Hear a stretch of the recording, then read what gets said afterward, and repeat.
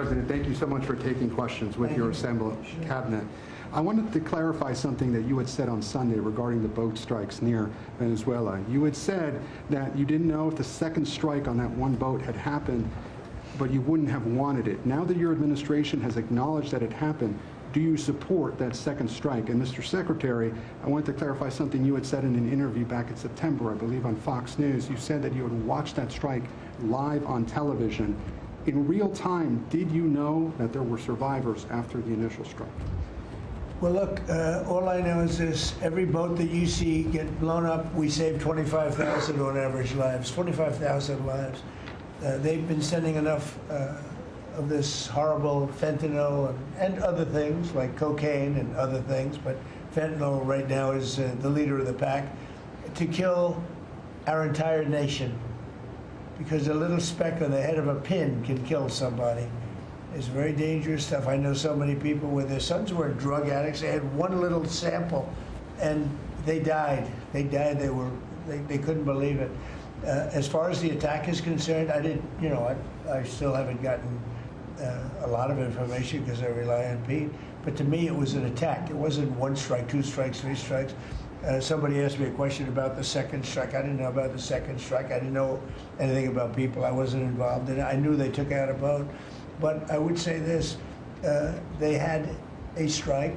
I hear the gentleman that was in charge of that is extraordinary. He's an extraordinary person. I'll let Pete speak about him. But Pete was satisfied. Pete didn't know about second attack having to do with two people.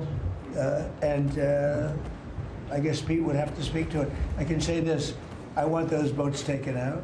And if we have to, we'll attack on land also, just like we attack on sea.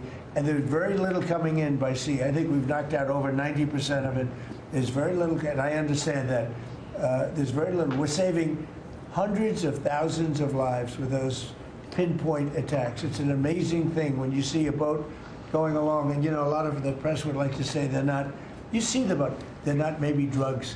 You see these boats. First of all, who has 5 engines on the back of a boat going in weird directions and loaded up with lots of white containers? They're bags of things.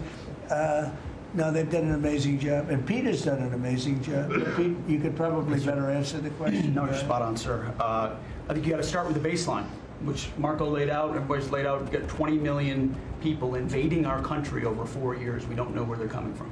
That includes Tren de Aragua and cartels and violent criminals. They bring drugs, and you mentioned it, Mr. President, poisoning, an intentional poisoning of the American people, killing hundreds of thousands of Americans. So the President had the courage to designate these cartels as designated terrorist organizations. Now, a number of us here served in the military and spent 20 years fighting terrorists like Al-Qaeda and ISIS on the other side of the world. How do you treat Al-Qaeda and ISIS? Do you arrest them and treat them, pat them on the head and say, don't do that again? Or do you end the problem directly by taking a lethal, kinetic approach? And that's the way President Trump has authorized the War Department to look at these cartels. And I wish everybody could be in the room watching our professionals like Mitch Bradley, Admiral Mitch Bradley, and others at JSOC and SOCOM and other commanders.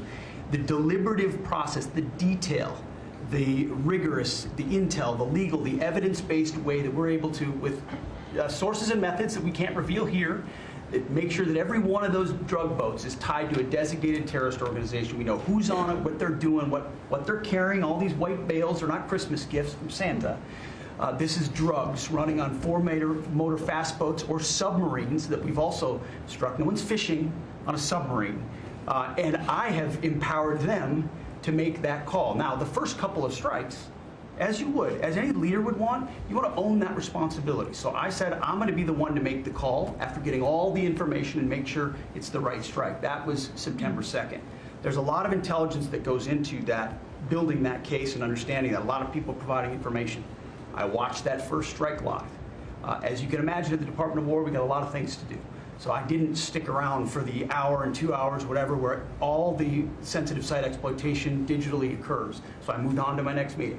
A couple of hours later, I learned that that commander had made which he had the complete authority to do, and by the way, Admiral Bradley made the correct decision to ultimately sink the boat and eliminate the threat.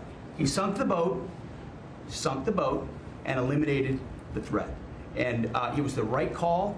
We have his back, and the American people are safer because narco-terrorists know you can't bring drugs through the water and eventually on land if necessary to the American people. We will eliminate that threat, and we're proud to do it. So you didn't see any survivors, to be clear, after that first strike?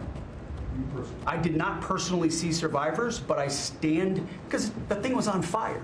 It was exploded and fire, smoke, you can't see anything, you got digital. This is called the fog of war. This is what you in the press don't understand. You sit in your air-conditioned offices or up on Capitol Hill and you nitpick and you plant fake stories in the Washington Post about kill everybody, phrases on anonymous sources not based in anything, not based in any truth at all.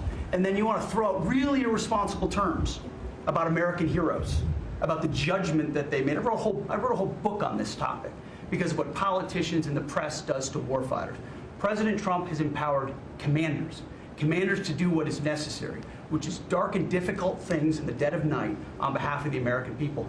We support them, and we will stop the poisoning of the American people. And Mr. Secretary, on the second strike, you said it happened more than an hour after the first. Did I hear it I couldn't tell you correctly? the exact amount of time. Minutes, or you went off the room, is what you're saying?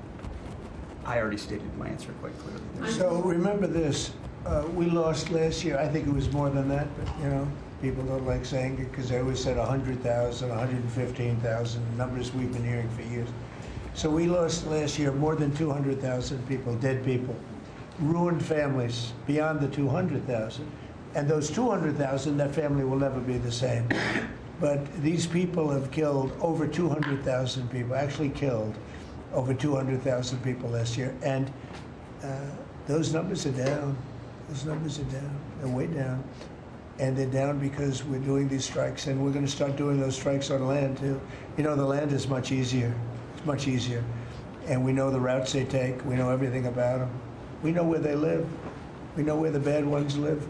And we're going to start that very soon too. Mr. President, thank you so much, Mr. You President. know what, when we start that, we're going to drive those numbers down so low. And then you're going to have families be able to live without the fear of their son or daughter just having a pill to have a little fun and ending up dying within a period of 60 seconds, right?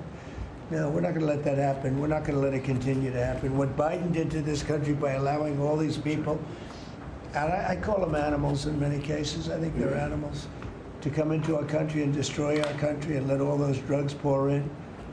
Let people just walk across the border like it was nothing. You look at them, a lot of them, you know, you say, oh, let's not discriminate. I'm not talking about color. I'm just talking about, you look into the eyes of some of these people. We're smart. And you see a killer. Come on in. Just come on in. 11,888 murderers. Many of them committed more than one murder. He allowed them into our country, totally unvetted, totally unchecked. But he also allowed drugs to come in at record numbers. And hundreds of thousands of people a year died. And we're taking those son of a bitches out, yeah.